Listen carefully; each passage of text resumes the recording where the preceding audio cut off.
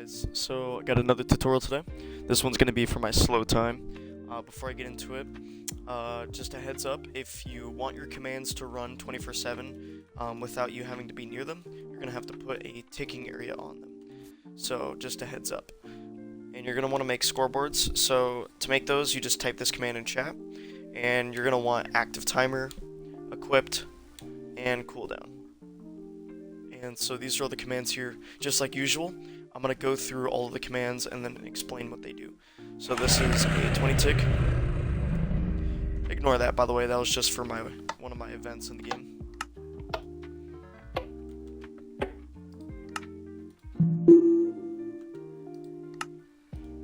So yeah, just ignore all those sounds and stuff. This is going to be on a 2 tick, by the way, so make sure you're keeping track of the tick delays on these. Alright, for the next one, you're going to want the commands on 2 tick.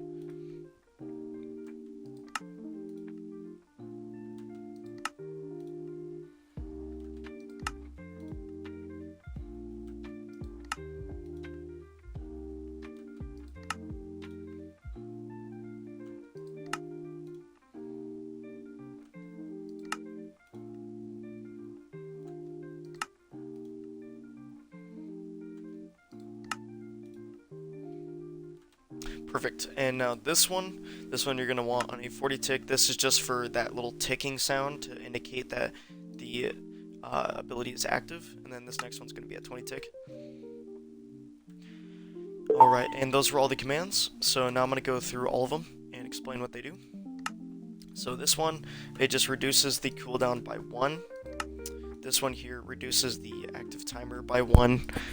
The next one just does a play sound. These play whenever your ability is recharged, just like this.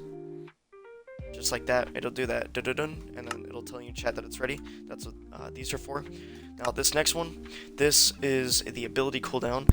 So if you want to increase the cooldown to make it longer or shorter, then you're going to want to make sure if you end up changing it in here, that you go into the next commands, and you look at these, and you're going to want to adjust it to that same score. So just a heads up. Also, you don't need the ability equipped, by the way. The ability equipped is just for my map, but if you want it, for example, if you have the rest of the abilities that I'm going to show off, then you're definitely going to want this. It's also nice to have just so it doesn't do it for everyone, it only does it to people who have the ability equipped. This one just sets the active timer to 10. You can increase it if you want. If you do end up increasing it, there isn't any other command in here that you have to change the score. So if you increase it, it won't break any other commands that I have. So you can increase this without having to change the scores. It's only the cooldown and the other commands that you have to change. This one's just a play sound after that. This one does a particle on the player. And then this one is the particle for all of the entities affected by the ability. And you can also make it so there's no radius, and you don't have to do all these selector types. This is just for my map, but you can adjust that if you want.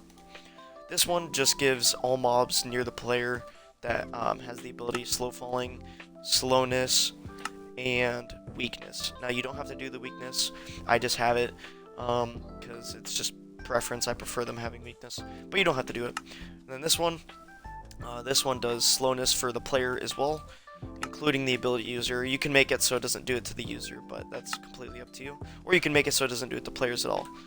And then this one does the slow falling as well.